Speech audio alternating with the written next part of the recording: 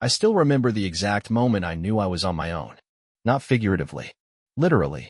It was the second week of July, the sun was scorching down through the windshield of my truck, and I was parked behind a discount store, sweating bullets in a $1,000 camper shell that I bolted onto the bed.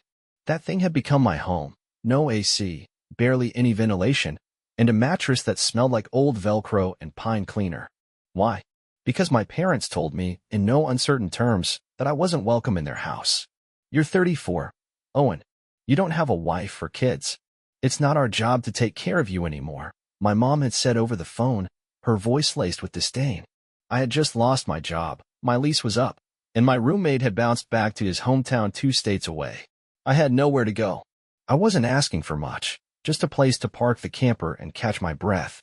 But instead of empathy, I got laughter. Try living in the real world, bro, my younger brother, Jacob, sneered when he heard about my situation. Oh wait, you are now homeless and single. Classic Owen.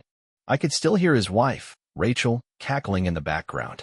To say we've never gotten along is an understatement.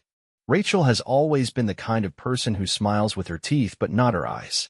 Pretty, yes, manipulative, absolutely. She had this uncanny ability to act superior 1 minute and then burst into sobs the next if anyone challenged her. I swear she could get out of a speeding ticket with just one well-timed whimper. My parents ate it up. They treated her like some porcelain queen who needed protecting at all costs. Even when she mocked me in front of them, they just smiled politely and asked me to keep the peace.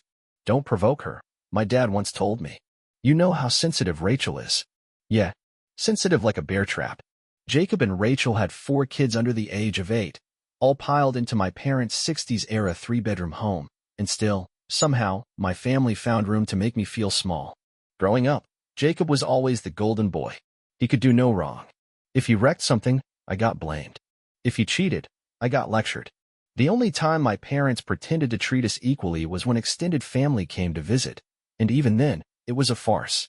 They were just trying to save face. But nothing, and I mean nothing, prepared me for what happened after I got back on my feet. After months of struggling, dodging HOA wannabes, begging for Wi-Fi in coffee shops, showering at gyms, and sneaking extension cords into back alley outlets just to keep my camper batteries charged, I landed a job. A real one. Full-time. Benefits. I worked like a man possessed. Took every shift they offered. Sundays, overnights, holidays, I didn't care. I saved every dime I could, even skipped eating lunch just to squirrel away more cash. My boss, Martin, was a grizzled old warehouse owner who respected my hustle. Hell, he even let me set up the camper in a forgotten back lot and plug into the building's power. Eventually, I was promoted. Supervisor. And that's when I bought the house.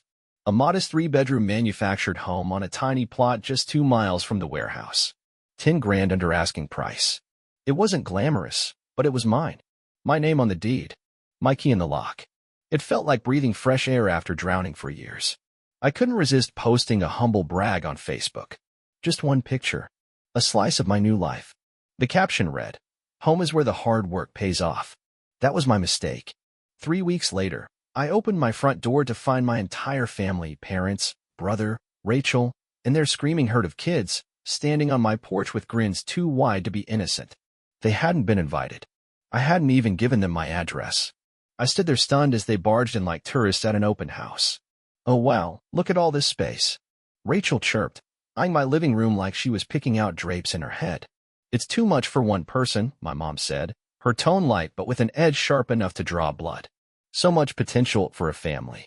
My dad whistled. "Bigger than our place, huh, Jake?" Jacob nodded. "And way closer to my job." That's when the first red flag smacked me in the face. The whole visit was a setup. They toured the house without asking. Opened drawers. Peeked in closets. Rachel had that smug, lip-pursed smile that always came right before she dropped a bomb. And Jacob? He waited until everyone conveniently stepped outside onto the porch before turning to me. "Owen," he said, voice casual. "Let's talk man-to-man." I crossed my arms. He leaned against my kitchen counter like he owned it.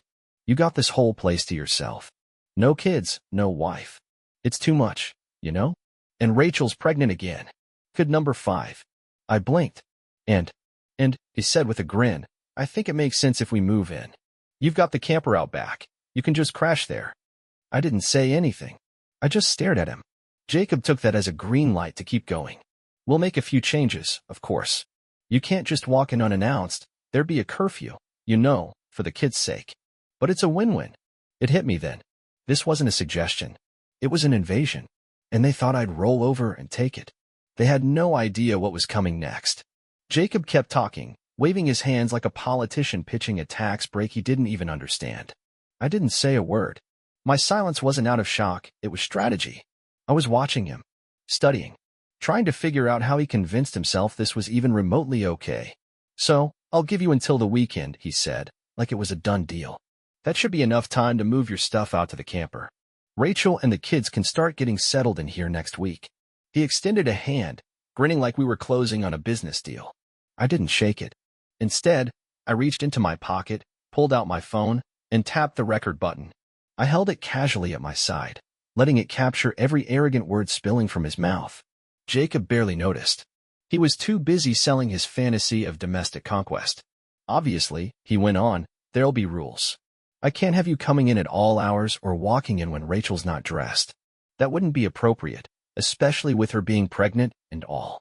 I finally found my voice. You're insane.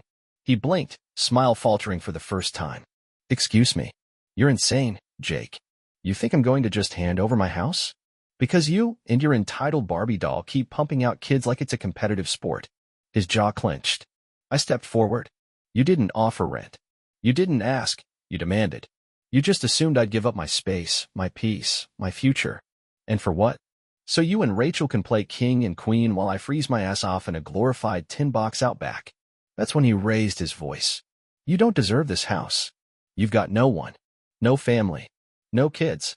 You think you're better than the rest of us just because you worked a few shifts and bought a cheap-ass trailer home. I laughed. That made him mad. The kind of mad that turns the face beet red and veins start popping. Rachel needs a stable place. The kids need their own rooms. You're just hoarding space you don't even need. I held up the phone, tapping the screen so he'd notice. I recorded everything you just said. You can leave now, or I start forwarding this to every family member with a shred of decency. That's when the front door flew open. Rachel stormed in like a hurricane in heels. My parents weren't far behind, looking at me like I'd just spit on the family Bible. What's going on? My mom asked, pretending to be confused. Did he agree? Rachel asked Jacob, eyes locked on me with that familiar venomous smirk. No, Jacob growled. He's being selfish. You're seriously not going to let a pregnant woman and 4 children have a roof over their heads? Rachel shrieked. My dad stepped in, trying to be the voice of reason, or more accurately, the voice of control. Owen, be realistic. You have all this space. You're not even using the guest room. Why not just help your brother out? You know how hard it's been for them. I stood there stunned, watching my childhood play out again in high definition. Jacob the golden boy, Rachel the manipulative queen, and my parents as their ever-loyal cheerleaders. I shook my head slowly. No, this is my house. You don't get to bully me anymore. None of you do. Rachel's eyes went wide. Then she lunged. She hit me, right across the face. Hard. The slap echoed through the hallway, and for a second, everyone froze. Jacob grabbed her before she could go in for round 2, holding her back as she thrashed and screamed. My mom started crying. My dad just looked away like I brought this on myself.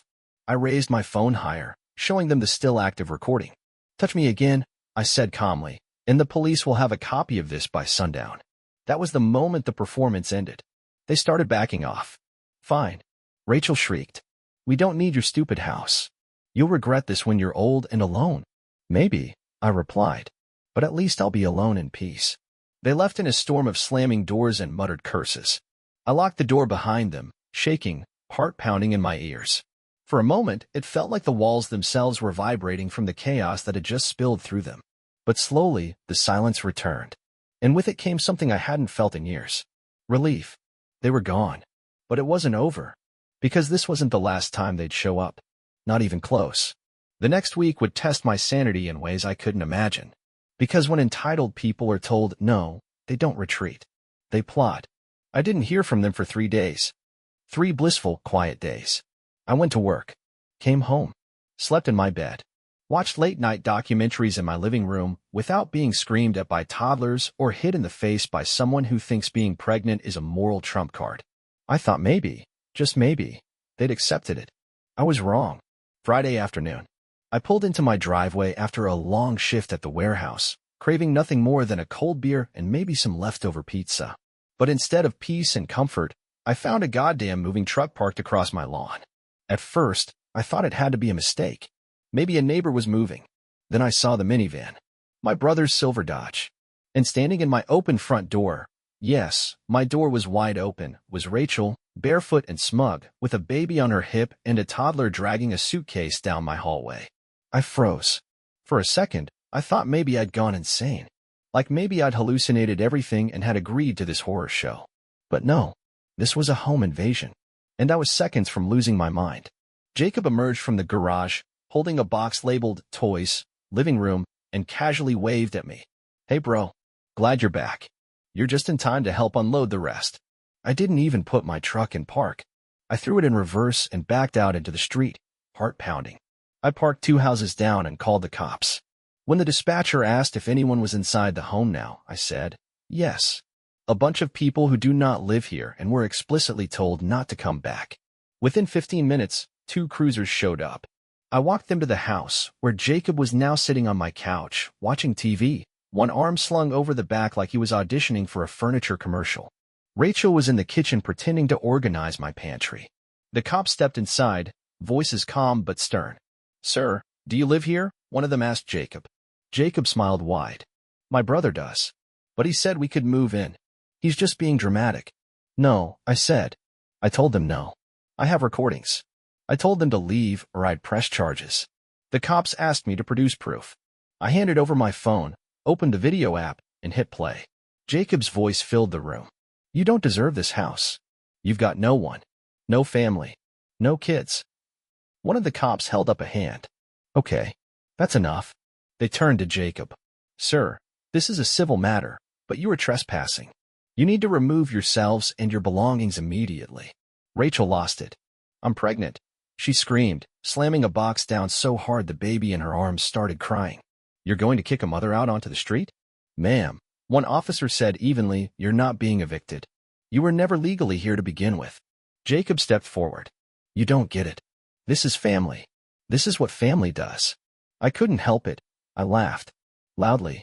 It startled the baby again, but I couldn't stop. Family, I said. Is that what this is? You show up uninvited, break into my house, lie to the police, and expect me to just roll over and let you take over like this is some kind of sitcom pilot. Jacob's face darkened. Mom said you'd pull this crap. Oh good, I said. So this was their idea too. Excellent. The officers watched with thinly veiled amusement as Jacob and Rachel stomped around, collecting their scattered belongings. The kids cried, boxes were dropped, and Rachel continued to monologue about the injustice of it all as if she were auditioning for a reality TV confessional. They left, eventually. But not before Jacob turned on the porch to spit one last threat. You haven't heard the last of this. I leaned against the door frame and smiled. I really hope I have. Once the police were gone, I did a walkthrough of the house. They hadn't unpacked much, but what they had done was infuriating. My fridge was half emptied. There were juice boxes and formula where my leftovers used to be. One of the kids had drawn on my living room wall in crayon. The guest room had 2 suitcases and a pile of tiny shoes dumped on the floor like some kind of twisted, welcome home mat. They'd only been here for an hour. An hour. And it already felt like I'd lost my house again. That night, I sat on my back steps next to the camper, the same one I used to call home, and stared at the stars. I should have been exhausted. Angry. Afraid. But mostly, I was motivated. Because if this was how far they were willing to go, then it was time to go farther. I changed the locks that weekend. I bought security cameras, front, back, side, even inside. I installed motion sensors, set alerts to my phone, and subscribed to cloud storage. I even put up a beware of dogs sign, even though the only animal I had was a garden gnome shaped like a hedgehog. And then I did something really fun. I made another post. Not on Facebook. This time, I used a family group chat. One they all forgot I was still part of. It was a video. Jacob, in glorious 1080p, ranting about how I didn't deserve the house, explaining how he planned to move in without permission, and outlining exactly how he'd shove me into the camper like some unwanted roommate. No captions. No commentary. Just the footage. I hit send. And I waited. Oh, the fallout? That came next. I didn't expect immediate fireworks when I dropped that video in the group chat. I expected maybe a few passive-aggressive replies. Some, let's talk this out texts from extended family. Maybe my Aunt Deborah would call to tell me I was making things harder than they needed to be. But instead, silence. For about 2 hours. Then it all detonated. First came the call from my cousin Noah. Bro, what the hell did I just watch? You tell me, I said. Is he serious? He broke into your house? He thought it was his birthright, apparently. That was the beginning. Noah shared the video with our entire extended family. Screenshots flew like wildfire. One relative tagged me in a long Facebook post about how sad it is when parents create golden children and ruin everyone else in the process. Another uncle called it the most delusional entitlement meltdown I've ever seen outside of a courtroom. My phone lit up for the next 48 hours. People I hadn't spoken to since childhood were messaging me things like, I always knew something was off with Jake, and your parents never treated you right. Glad you finally stood up for yourself. But best of all, it got back to my mom, and she called. I let it go to voicemail. Her voice trembled with faux concern and sugar-coated guilt. Owen, sweetheart, we didn't mean for any of this to spiral like it did. We were just trying to help Jake. He's struggling. I saved the voicemail. Didn't reply. Because struggling doesn't give you a free pass to steal someone's house. Then Rachel messaged me. A wall of text. All caps. So many crying emojis it looked like a toddler's sticker collection. You ruined our reputation. My friends are asking me if I'm a home invader. How could you do this to family? I typed a reply, then deleted it. Instead, I sent her a gif of Judge Judy slamming her gavel. 2 minutes later, I got a call from an unknown number. I let it ring. Then the next one came. Then another. And another. It didn't stop until 1 a.m.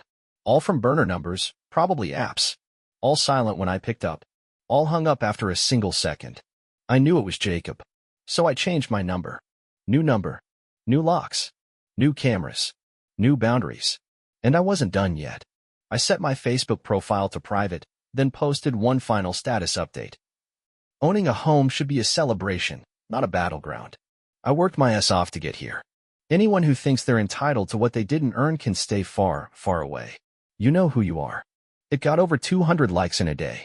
But then came the second strike. Friday night, I got home from work to find a handwritten note taped to my door in messy, looping cursive. We forgive you. You're just confused. When you come to your senses, you know where to find us. Rachel, Jacob, and the kids' 2 arts. My jaw tightened so hard I thought my teeth might crack. They were still delusional. Still acting like I was the one having a breakdown. I crumpled the note, walked straight inside, and ordered a no trespassing sign, 2 more security cameras, and a motion-activated sprinkler from Amazon. And then, I called a lawyer. I didn't want this escalating into something that could cost me more than peace of mind. If they showed up again? If they broke in again? I wanted to make damn sure I had a paper trail long enough to wrap around the whole damn neighborhood. The lawyer, a no-nonsense woman named Heather, reviewed everything I had, videos, texts, voicemails, and told me something that made me want to scream and laugh at the same time. They technically committed criminal trespass and attempted unlawful occupancy, she said, eyebrows raised. Especially if they moved belongings into the home. They did. Toys, suitcases, even rearranged the kitchen cabinets. Then if you want, I can draft a cease and desist and start proceedings for a restraining order. It'll send a clear message. I didn't hesitate. Do it. That same weekend, my parents called again. My dad, this time. Now, he almost never calls. When he does, it's usually to deliver a guilt trip dressed up in fatherly wisdom. And this time was no different. Son, he said, you've made your point. But don't you think you've humiliated the family enough? I laughed. Humiliated the family? Or just the part of it that tried to steal my house? Owen, there's no need to be spiteful. I'm not being spiteful. I'm being protective. Something you should have done for me years ago. Click. I hung up. No screaming. No threats. Just a simple, clean end. And yet, somehow, I knew it wouldn't be the last time. Because people like Jacob and Rachel, they don't give up. They regroup. They reframe the story. They pretend they're the victims.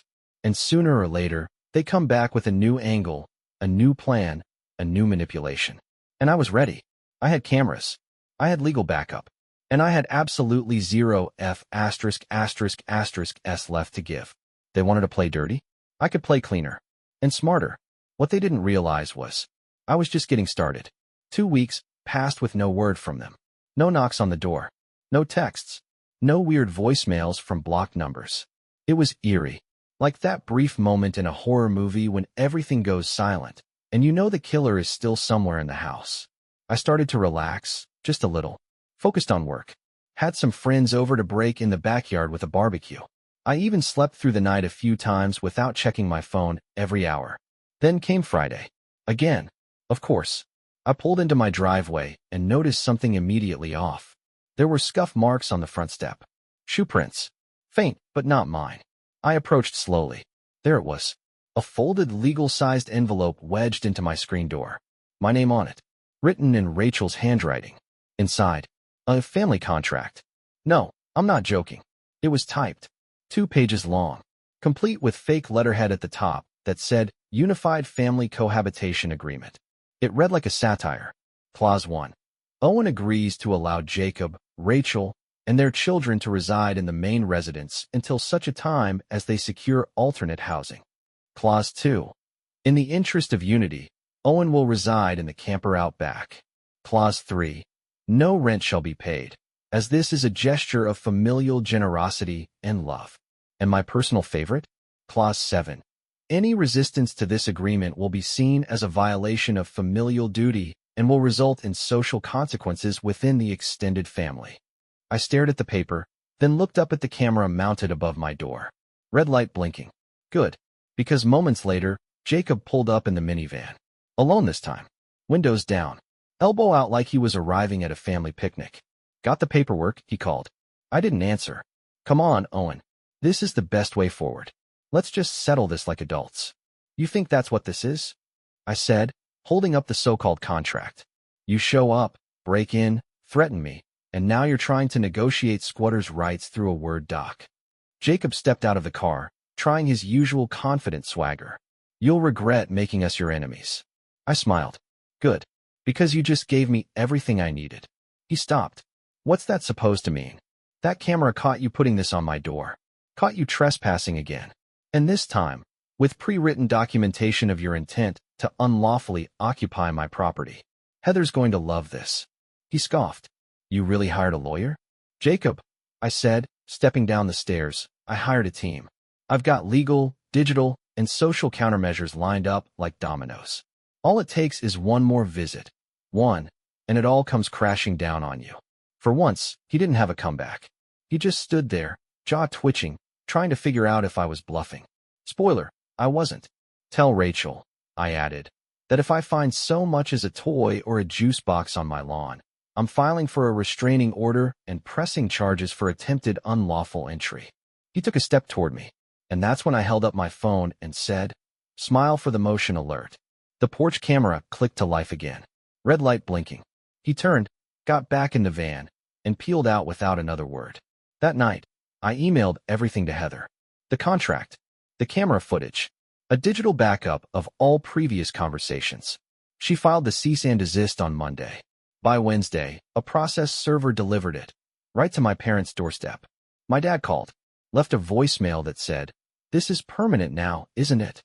I didn't reply, because yes, it was. That weekend, I installed a fence. 6 feet tall, pressure-treated wood. Cost me a fortune, but it was worth every damn penny. I even put in a new gate with a keypad lock. You know what the code is? The square footage of my house. Just a little reminder. For me. Of what I earned. Of what I fought for. The camper still sits in the backyard, by the way. I cleaned it out, added a few decorative lights, turned it into a reading nook. Sometimes I sit there with a drink and just enjoy the quiet. It's funny. The thing I was forced to live in became a symbol of survival. But this house, this is mine. Every square foot. Every wall they tried to take. Every room they thought they could claim. This is the kingdom they tried to conquer and failed. And I'm not a prince. I'm the damn king.